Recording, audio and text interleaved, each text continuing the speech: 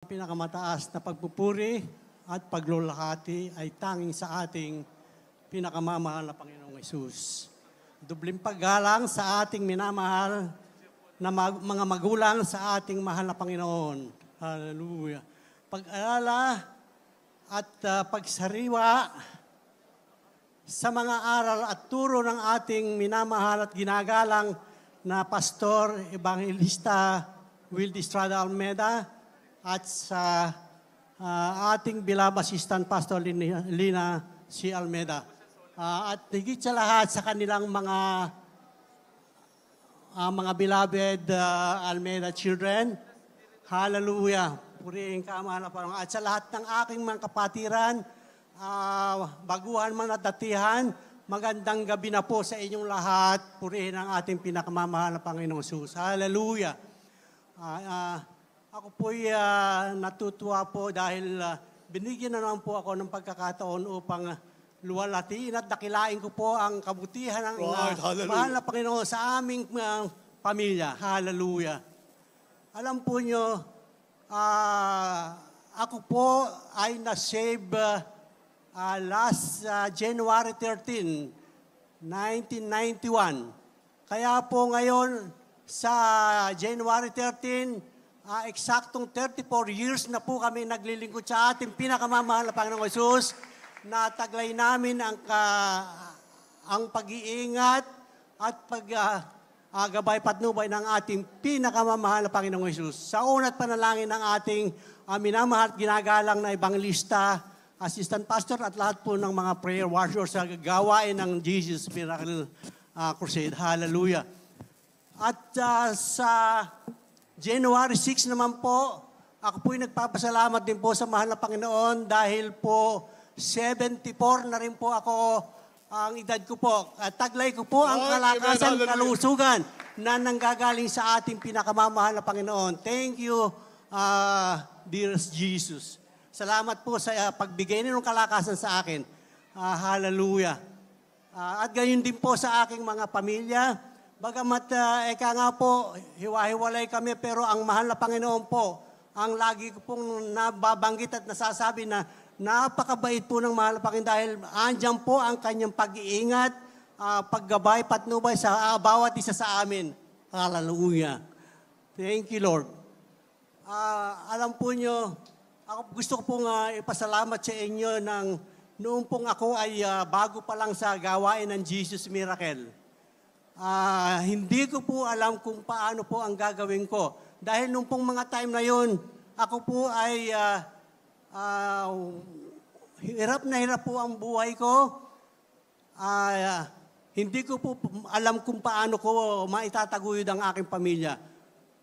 Salamat po sa mahal na Panginoon at nakilala ko po ang gawain ng Jesus Miracle Crusade International Ministry at diyan po ako pinagpala ang pamilya ko. Mula po nung kami naglingkod, nambigay, nagtapat sa Kanya, talaga pong unti-unti pong binago, inangat ang aming pamumuhay. Yes, hallelujah.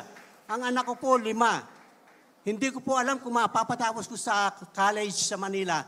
Pero nang naglingkod po kami lahat sa mahal na Panginoon, sinunod namin ang inaaral ng ating beloved pastor, assistant pastor, talaga pong, beloved assistant pastor, talaga pong, diyan po kami pinagpala ng ating pinakamamahal na Panginoon.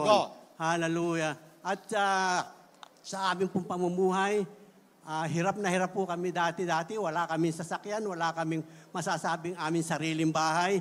Pero dito po, naglingkod po kami, dire-diretso po ang pagpapalang ibinigay sa amin ng mahal na Panginoon.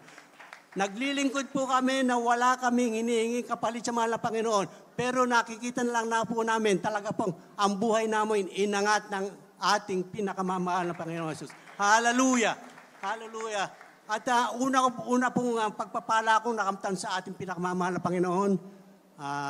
Noong pong bago po ako, sabi ko po sa aking sarili, ba't ka ako yung mga kapatiran pag nagpapatotoo sinasabi, sila, pinagpala sila nakarating ng abroad.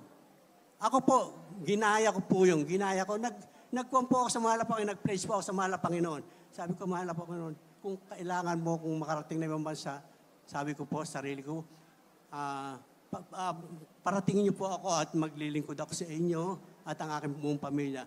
Ayun po, awa ng Diyos po, naglingkod po kami ng siguro po 6 na buwan lang po. Pagkatapos ng 6 na buwan, nakaalis na po ako papuntang Japan noong mga time na yon. At doon po nag-umpisa ang pagpapala ng mahal na Panginoon binigay sa amin. Nagkaroon kami ng bahay, kumikita po ako ng maganda noon. Day and night, kumisan may trabaho po ako. Ang misis ko po, siya nagbibigay ng tithes and love offering. Talaga po sinasabi sa akin, okay, sabi niya sa akin, sige, ako na bahala dito, basta ikaw magtrabaho ko, siya ang bahala rito. Natutuwa naman po ako noon dahil pinagpapala kami. Kaya salamat ng marami sa mahal na Panginoon. Talagang totoo po ang pagbibigay. Ang pagbibigay po ay talagang susi ng pagpapala. Magtapat lang po tayo, talaga ang mahal na Panginoon. Hindi siya hindi siya mag-aalangan na hindi tayo pagkapalain. Iniisip pa lang po natin, alam na ng mahal na Panginoon kung paano niya ibibigay sa atin. Kaya salamat na maraming sa mahal na Panginoon. At isa pa pong pagpapala, noong pong galing po ako ng Japan, siguro po mga 4 years, 5 years po ako ron. Straight, walang uwian po. Umuwi po ako, tapos yung mga anak ko po mag-high school, college na po. Sabi ko po sa mahal na Panginoon, kung itong ito ang pagpapala para sa akin, uuwi muna ako para sa ganun. Namit ko rin ang pamilya ko. Ayun po, namit ko po ang pamilya ko. At siguro po after mga 5 years, 6 years, nagtrabaho rin po ako sa Pinas. As sales executive po, mga 7 years, 5 years, 7 years. Ngayon po, pagkatapos po noon, nagkaroon po ako ng magandang papapalang binigay ng mahal na Panginoon po noon. Na ako po ay nagkaroon ng biyahe sa US po noon. Parang visitor lang po. Visitor sa aking anak noon. At yun po, oras po nung nakaalis ako sa US, inayos naman po nung aking beloved daughter at saka nung aking son-in-law yung aking papeles. At nagkaroon po ako ng, after mga 6 months, nagkaroon po ako ng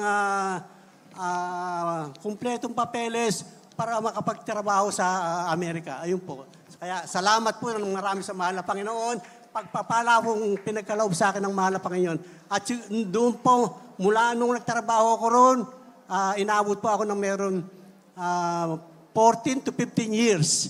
After that, ang mahal na Panginoon, binigyan naman ako ng pagpapala po, binigyan ako ng, natapos ko po ang 10 years na pagtatrabaho sa US. Binigyan po ako ng pension after 15 years na aking pagtatrabaho sa US.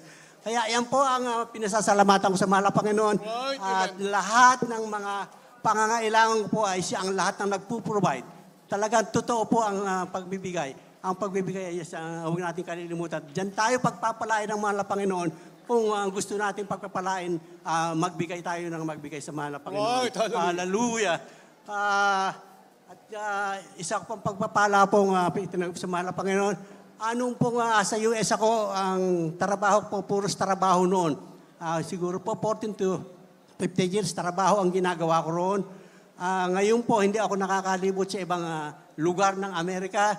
Pero pinasalamatan ko rin po sa mahal na Panginoon ito dahil po nung anniversary ng Canada, inaya ako ng aking manugang, si David Huff, yung puti. Siya po ay isang singles, finest choir din sa ating gawain. Hallelujah. Finest choir member. Ito po ay napaka-active po rin yung aking manugang at saka yung aking anak.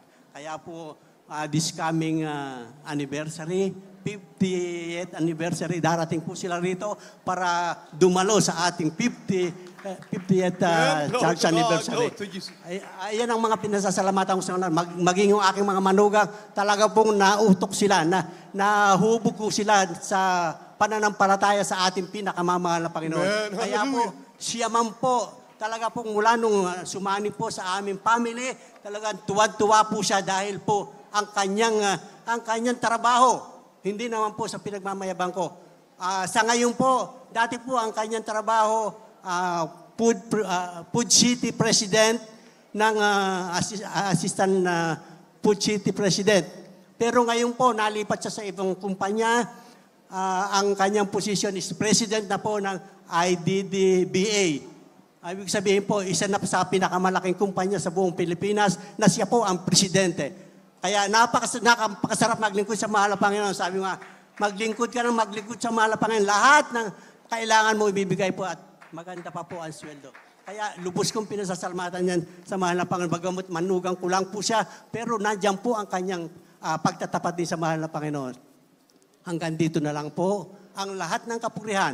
Pasasalamat ay sa ating pinakamamahal na Panginoon lamang. Hallelujah!